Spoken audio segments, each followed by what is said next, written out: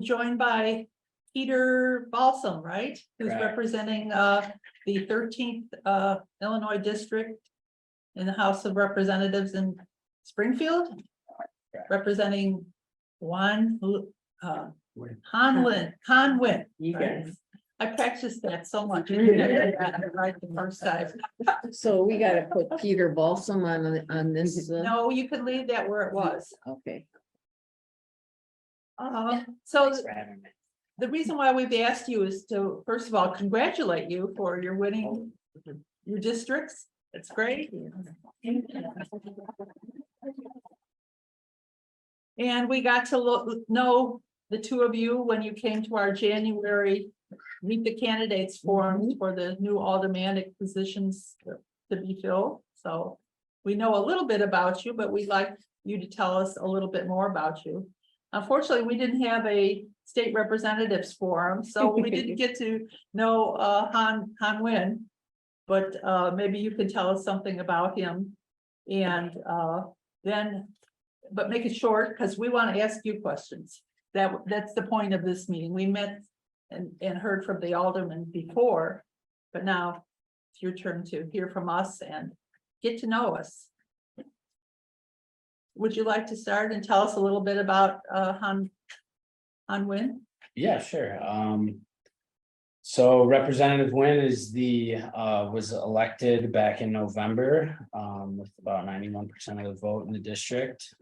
He's the first Vietnamese American elected to public office in Illinois. You know, and can I suggest that you talk a little bit louder? Yeah, no problem. The speakers, This is And the this is speaker the here. speaker right here. Okay. In the middle. He's so he's the first representative elected of Vietnamese descent in Illinois and Midwestern history, also the first refugee to be elected to the Illinois General Assembly in Illinois' 204-year history.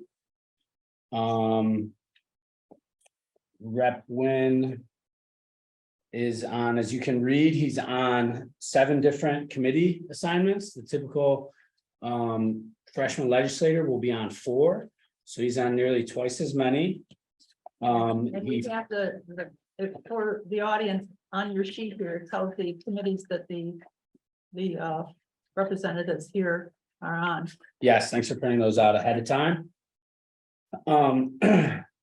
Representative Huynh filed 40+ bills this past legislative session. So that's, inauguration in mid-January to Saturday, May 27th, when the budget was passed in the early hours of that Saturday morning.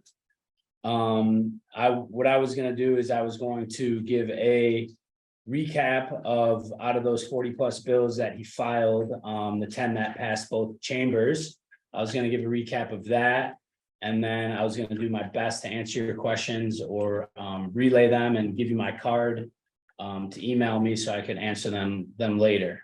Maybe you could, do you have that recap of the bills that passed in Yes. form? Yes. And we can pass it out later since time is running late, Okay. unless it's very short. Yeah, no problem. I can just open it up to questions and I'll do my best to answer them. Well, we're going to do also Angela Clay. You want to introduce yourself? Yeah, okay, good afternoon, all. I smell rain, so I just brought my mood up. I'm sorry. Angela Clay, she, her, mama pronouns are great for me. New alderwoman of the 46th Ward, Uptown, Lakeview, Buena Park, Sheridan Park. I am a 4th generation Uptownian. I just became a mom at the height of COVID, so shout out to all the parents in the room, okay? I'm one of you, still holding on. I am super excited to be in this seat because I wanna govern with you all. I think that we have seen how co-governance with corporations work. Yeah. And I think that we have an opportunity to co-govern with the community. And so I want to make sure that our office is accessible, resourceful. Please come help. We have volunteer opportunities because, again, I don't want you to think that this is my office. This is our office. I'm extremely excited to be on some amazing committees, as you can see on the top of that page. The one that I am most excited to be on is the Committee on Education and Child Development as Vice Chair, along with Chairwoman Jeanette Taylor out of the 20th Ward. Obviously, I am super excited to be working with all parts of City Council. It's been a 4 weeks. This is top of week 4. So give grace, okay? Give me a little grace as we get everything situated. But things are going relatively good. We're excited to just be in a space with community. And yeah, working towards a great city that we all love and can live in. So thank you so much for having us. Well, thank you. Congratulations again. Thank you. And Leni, do you want to? Sure, Leni Manaa-Hoppenworth, 48th Ward, which includes Edgewater, Andersonville, and Uptown.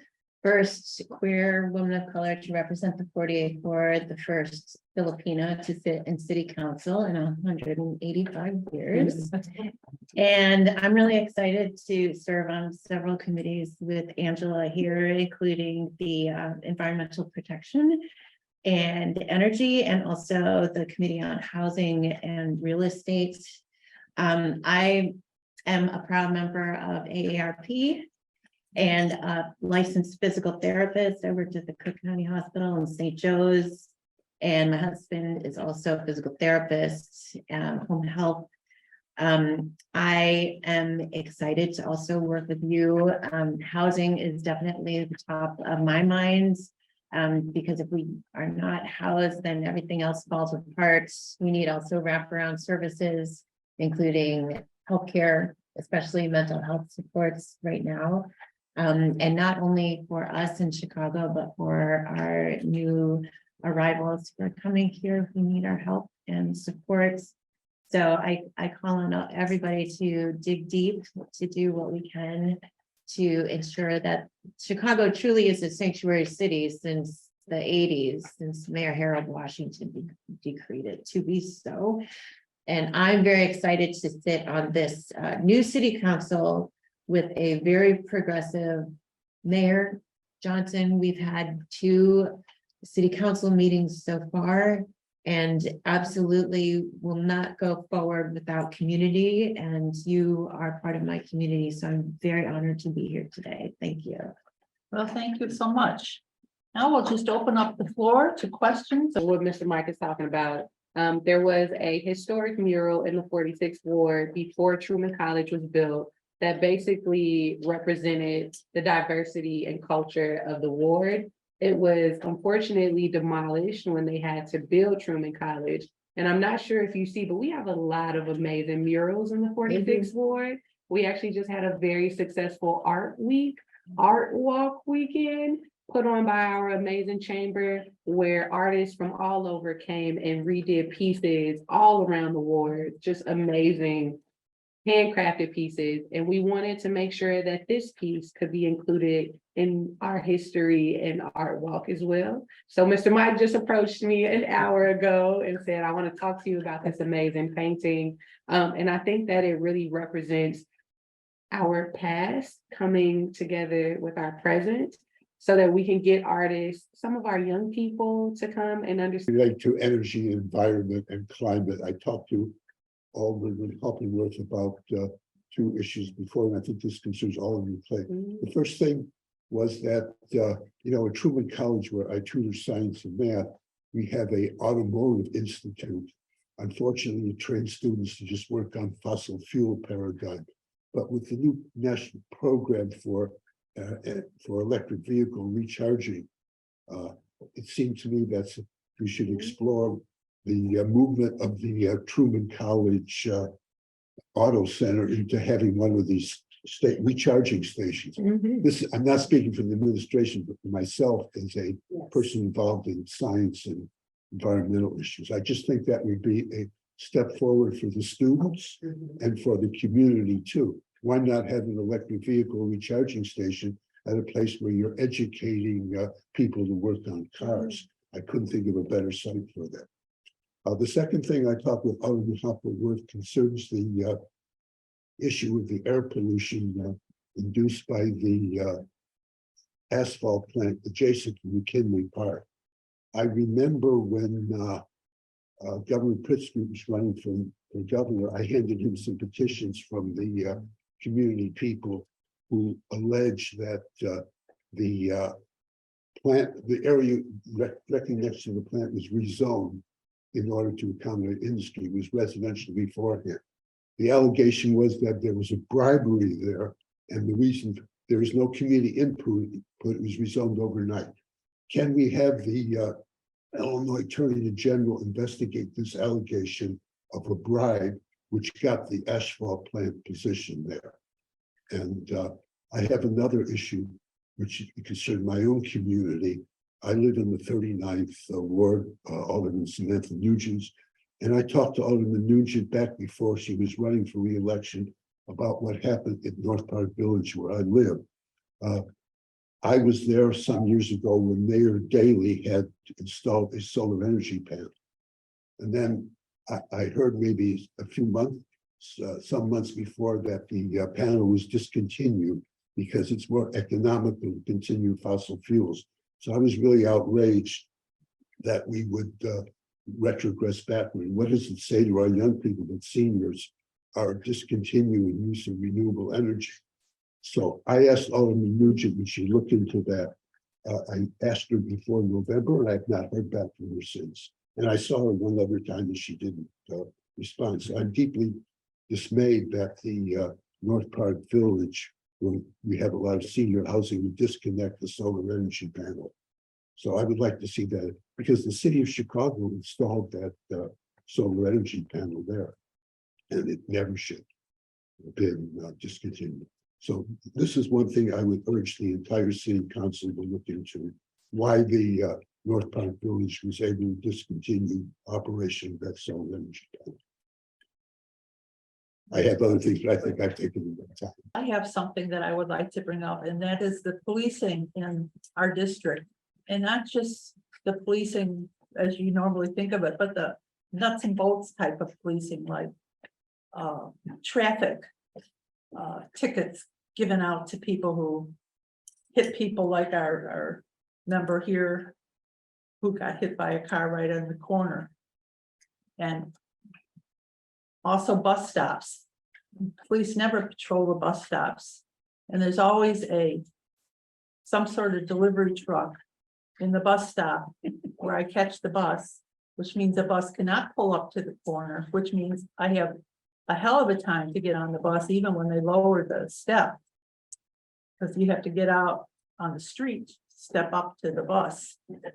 And so it's just annoying little things like that that we wish that the police would take some notice of. I mean, things go on for months and months, and I don't see very many patrol cars patrolling the neighborhood either. When I first moved in this neighborhood, at least once a night, they would go down the alley. Never see them anymore. So if they could, do things that would help seniors, like all those things that I mentioned, it would be great. Congratulations. I have them all set. I live in the 40, and Angela's 146 Ward. I was just looking at the stats, like Chicagoland's the 20th largest economy in the world. Wow. Bigger than most European countries. So it's funny, but it's not. It's like the positions that you guys are at are actually very elevated when you think of it that way. It's just not a community leader, but it's very powerful, and you're representing millions of people. And I put that out there. We're also the 6th largest sort of political entity behind New York, Chicago, Boston, San Francisco, and Washington, DC. So we're at 6 nationally, and we're the United States of America. I'm a progressive, but I also believe in the capitalist system, and that the advancements and the progress that you make hopefully have to do with attracting young, capable workers into the system. That's part of it. It's for all. I'm worried because at Memorial Day, I was with a group of friends and people were talking about leaving the city. I've been in Chicago 31 years. The first part of my life, I was in Detroit, that witnessed unimaginable flight from the city. first white flight, and then it was middle-class African-American flight. And I saw the hopes and the dreams and all the progressive movements being just shot dead because there just was no money left in there. So that being the challenge of the era is like, how do we continue to attract people? I do not want to live in a police state. The more police presence, the less safe I feel. And we meet in the third space, which is a former basketball court. We figured out 100 years ago in this country how to create sports, athletics, art, to do things to keep the youth and the people that potentially could cause problems involved. And Johnson talks about this. He talks about it really clearly, and I buy into that full-heartedly. Like, to continue to create these environments that keep people busy in the areas where you may stray. So that's just how I see that. I'm still a hoper, believer. I mean, I started attending something called the Progressive Democrats of America many years ago. And they were always talking about how we'll have this progressive thing, we'll put it forward and blah, blah, blah. And I stopped coming because there was no progressive movement in the city government or anywhere. And I said, when is that gonna happen? Now it looks like it's gonna happen. Look at who we have on the platform here. We have minority people, we have women, we have various sexual categories, we have artists. So how do you explain this metamorphosis? The metamorphosis of where we are today. Yeah, how did we get here? Yeah. We're mad. You're mad. We're mad. We don't like the way that things are, the direction that we're going. We love this city. We want a reason to stay. We want reasons for people to come, families to go to the school, people to ride the PTA, and reasons to love the art around our town. There's joy here. There are youth here. There are ordinances that we need to pass to make sure that people, especially our young Black and brown men on the south and west sides, have things to do. We have to end the food deserts. We have to end these mass parcels of land which have nothing on them because the buildings were raised. For what reasons? I don't know. You know, we know that there have been parts of the city that have been disinvested in since the beginning of our time. And we know that policing is a racist institution because that's the way it started. And we know that we are not going to be able to end, you know, all the terribleness that is within cities, but the city is where we're going to find work. It's where we're going to find community. It's where we have found community. And the reason we want to stay is because of community. So we want to make it better for everybody. And that is the reason why we're here today. We have the most progressive city council in history, the most diverse, with more LGBTQ people and with more siblings of immigrants, families, with more women, with more people who have a feminist perspective, in that when we come together, we can do so much more, but we can't rely on the things that we have been continuing to rely on in the past because they don't work. It's not enough to put more money into policing. We already do. We are one of the high, like per capita, dollar per dollar, spending so much on the police, and it's not working. So we have to look at that system. Everything is a system and a structure. How are we using that system so that it is? City council for a month. Do you feel support for those positions? For what you I'm just saying? yeah. Well, yeah, because I feel it here. I feel it here. You know, we're talking to people like this all over every day, every week. I mean, since we've been campaigning, right? But beyond my campaign before that, as a grassroots person, where democracy, you know, clearly is, you know, challenged every single day in this nation because of the way that it's set up. It is set up in such a way that our rights can be rolled back, including our reproductive rights, because of who sits in office. And that is not only at the federal and the state level, but at the local levels too. And that's one of the reasons why I ran. So we have to continue to work together. It's not, we are not a nation that does well if there's a top-down approach.